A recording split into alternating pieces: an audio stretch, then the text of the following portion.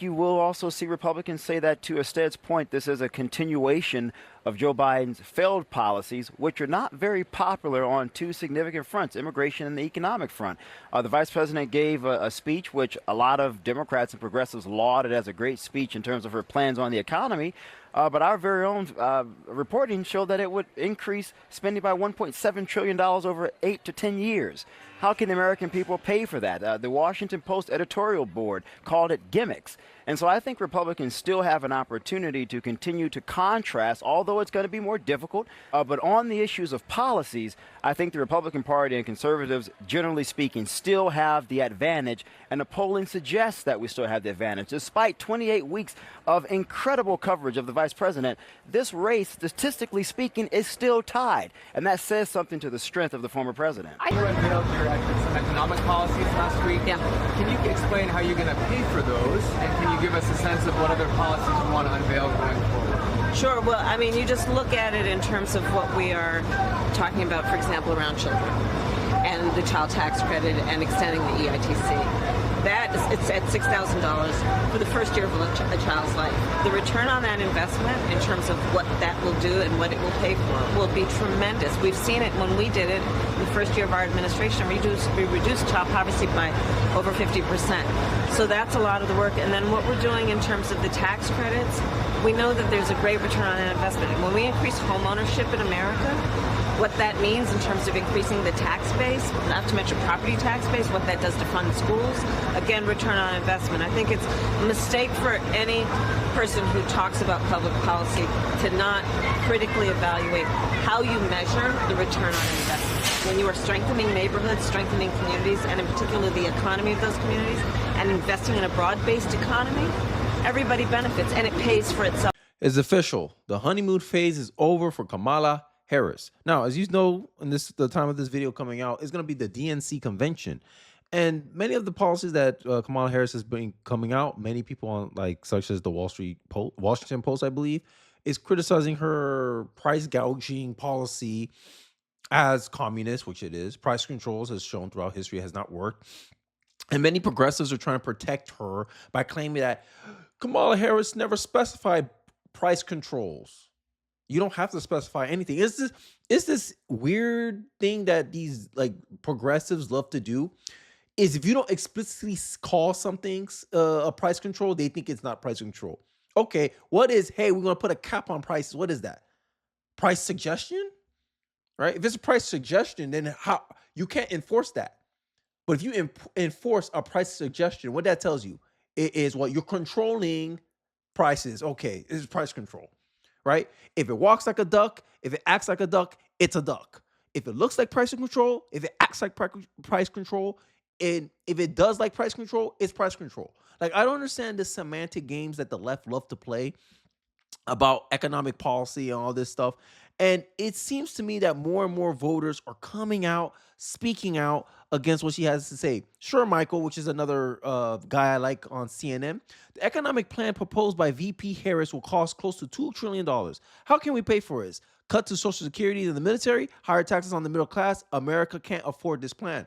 And I've been talking about this a lot on my channel. But inflation is the invisible tax in which you pay for government benefits. Yes, that is the case. When you spend money the government don't have, they have to print more money. If they print more money, that's what? More inflation. So this is why student loan forgiveness is frowned upon. Student loan forgiveness contributed 27% towards the inflation rate. And Harris and Biden want to pretend that, oh no, it was Donald Trump's fault. Donald Trump set us up for failure. Huh? When you came into office, Trump gave you a 1.4% interest rate. Then you passed the American Rescue Plan, the Inflation Reduction Act, which brought in more government spending, which made more inflation. These people, they baffle me with these excuses they make. And the DNC, right? They're scared right now. This is why I said I think the honeymoon phase is over for Kamala Harris. If you look at these clips I'm about to string together for you, the Chicago is putting up walls. Yes, they're building the wall around the DNC convention. Make it make sense. When the RNC hold their convention, economic boom for the city. Everyone coming in. There's visitors coming in. Hotels are getting filled up.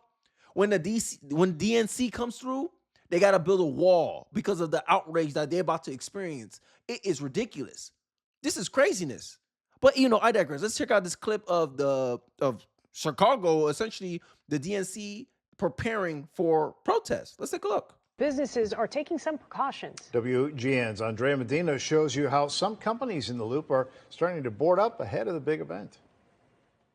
Given the uncertainty surrounding next week's convention, businesses are taking steps to prevent potential threats to their property, like looting or vandalism, by adding protection. We've had zero indication that there would be any protections down in the Loop. That's why the owner of Sid Jerome Menswear is reinforcing his downtown store by covering up the windows with plywood in anticipation of possible civil unrest and violent protests that may come from the Democratic National Convention next week. We know from past experiences that something could ensue, so we wanted to be proactive and get ahead of it. The men's clothing shop is located on Madison Street, which is down the block from City Hall and along the main route to the United Center, where significant gatherings are expected. The owner hopes these measures will be sufficient to prevent potential damages and avoid a repeat of past incidents. We've been a victim on 4 separate occasions where we've been vandalized or looted for, various incidents or events that happened in the city. They're not alone in their concerns. The Chicago Board of Services says their crews have been actively boarding up storefronts over the past few days to mitigate losses and destruction. So far, they've secured 12 locations around the West Loop, downtown, and Daly Center area, with plans to board up additional businesses this weekend. We're not pushing it. We're hoping that the city will be comfortable and there will be no unrest. But if you feel that you want your doors boarded, it's better to board them up than to wait and have to board them up and replace glass. Wow. I don't want to hear the left ever again talking about how violent the right-wing extremists are, right? It's because these far leftists, right, these progressive rioters, Antifa types, they're allowed to get away damn near with murder. They won't get arrested because they don't fear any consequences, because they know they won't do anything, because they know they're on your side. Right? I mean, hell, didn't Kamala Harris help bail them out during Minnesota when they were rioting, looting, destroying stuff on the street? But right-wingers, we'll see. Hey, look, I told you, I was looking forward to the DNC. When I'm at work, I'm going to be looking. I'm going to be saving clips and be like, damn, they're going ham in the DNC loop. Craziness. Which way, America? Which way? Because if you hear it from the left got all the perfect words. They got words. But if you look, don't judge a man by his words. Don't judge a people by their words. Judge them by their deeds. Look at the deeds of the left. People were boarding up businesses just in case Donald Trump won in 2020. But we're the violent ones. We're the scary ones. Conservatives. Right-wing extremists. But look who's boarding up their businesses, their stores. Look at the RNC. Was any businesses boarding up their stores? No. But the extremists, it's obviously it's right-wingers. It's baffling to me, honestly. The problem with Kamala voters is that they just don't care. They don't care what policy she has. They don't care if she crashes the economy. They don't care if she destroys the country. All they care about is Trump losing and how much they hate him. Some of the most emotional voters I ever met in my life. And I second that. I second that opinion. Because I honestly believe this is what these people, they live for. They live for Trump to lose. Now, I say you, rest of the country, are you going to go along to get along? We already see her policies. Her policies does not help America whatsoever, right? And I'll show you a clip right now, right here, right now, right? We're going to watch this together.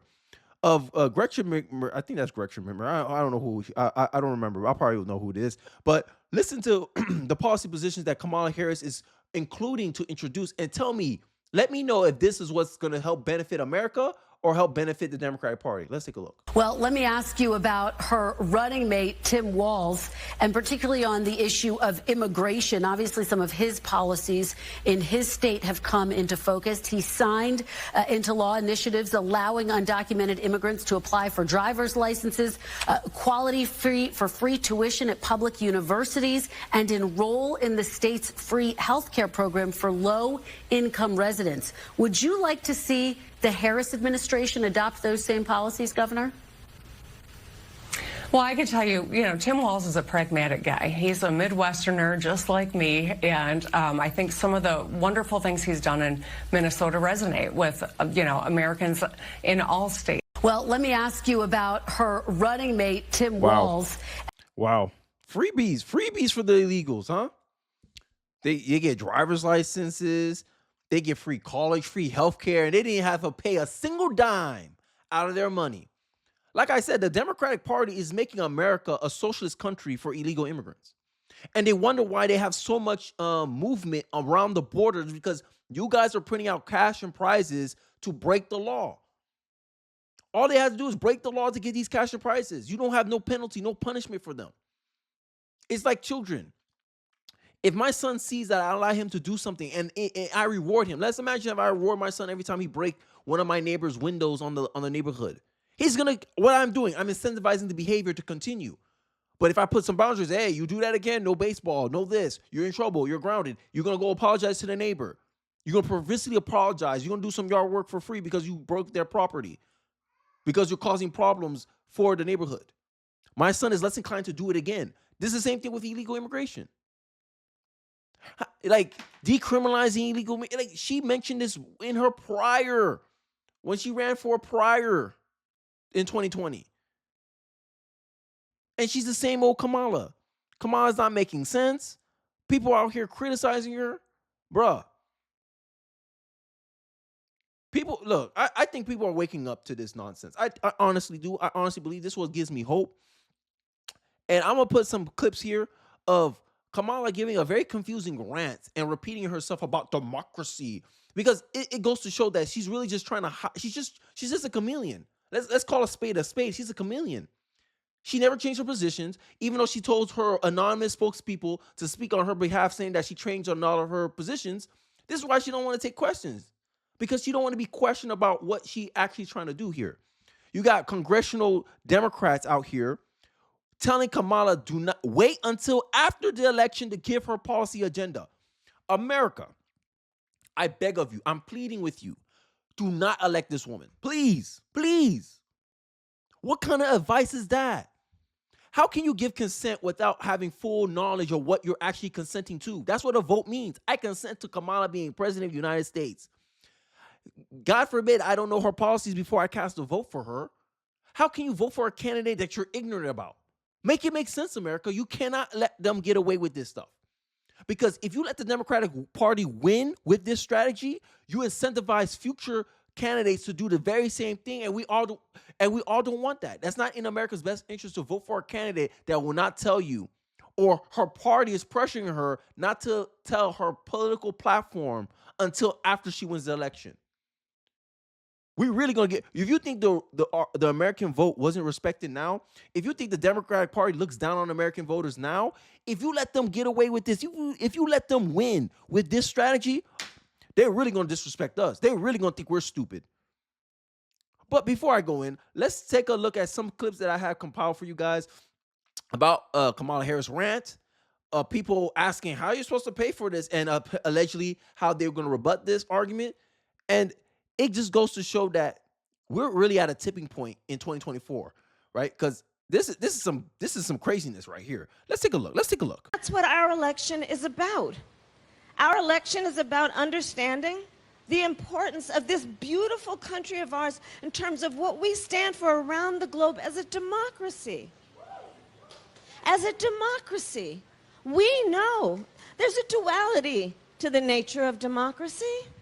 On the one hand, incredible strength when it is intact. What it does for its people to protect and defend their rights, their liberty, and their freedom.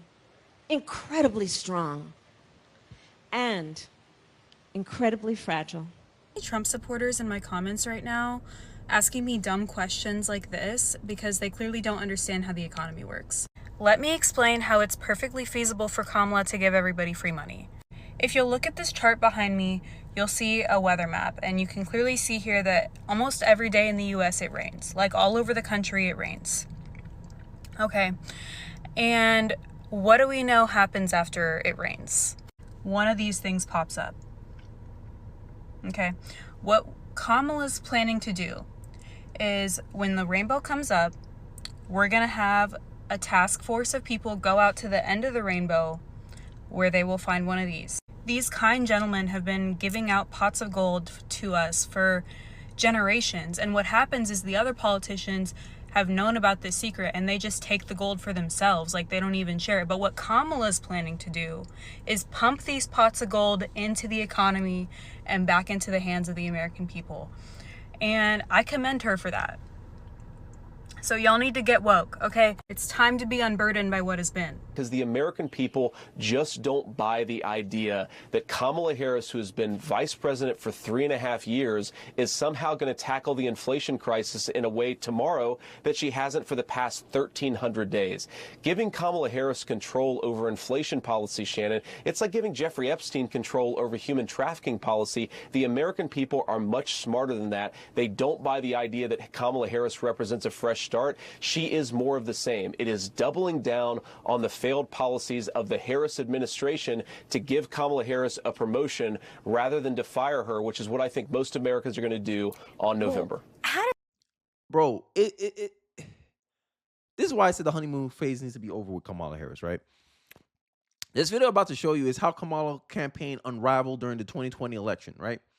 Aides who resigned, we still do not have a real plan to win. And what I'm going to highlight here, and this will end off the video, is Kamala's honeymoon phase is over for the fact that the media knew. And this is why for 28 days, the media's been creating this positive bubble around Kamala Harris, defending her, making all kinds of excuses for her when she misspeaks and all that, as you saw from the intro. How are you going to pay for it? Don't have a good answer for it. Rambling about democracy without giving any in-depth philosophy or perspective on it.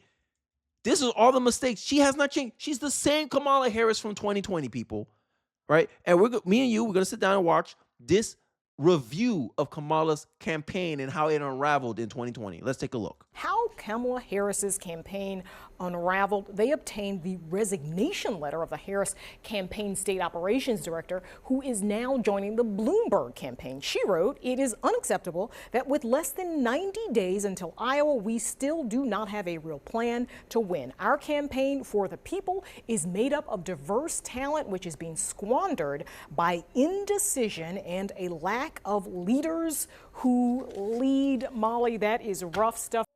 My main critique against Kamala Harris is the fact that she's vice president right now, and no one can tell me her accomplishments as vice president. What makes that make you? What that makes sense? So if you put her in president, she's going to give you more of the same. She already showed you who she is. Bad habits die hard. You ain't going to become a new candidate overnight just because the media says you are. Hell no. America, bro. The best indicator of how someone's going to be is based on past performance, and the past performance show she's negligent, aloof, don't know what's going on. She had a 92% turnover rate of her staffers, people who work for her in her office. 92% turnover rate. What that shows you, a bad place to work, mismanagement, lack of leadership. This is what you want as president of America? America, wake up. Wake up. Don't be asleep at the wheel, because this is what the Democratic Party want. They want the American voter to be asleep at the wheel. And I'll be damned if I have anything to say about that. Let's continue. You wrote a fantastic cover story on Kamala Harris about a month ago or so. I'm sure, based on what your reporting has been, a lot of this isn't really a surprise to you. No, what's a surprise is that she has failed to turn it around despite literally months and months and months of hearing this kind of frustration. And you hear it, you know, it's reporters, it's people inside the campaign, it's people outside the campaign, it's pretty much every voter that you meet on the campaign trail who goes to see her. And the common theme is people want to like her, and then she doesn't close the deal. She's not able to articulate a consistent and compelling message that makes those voters who show up for her, who are interested in what she's selling, that makes them decide, yes, this is the candidate I can commit to. And the Times story and a Post story today have really laid out this frustration, especially within her team, that she hasn't been able to make those decisions. And she's been all over the place in terms of the message. Here's a clip to show some of her kind of all over the place messaging.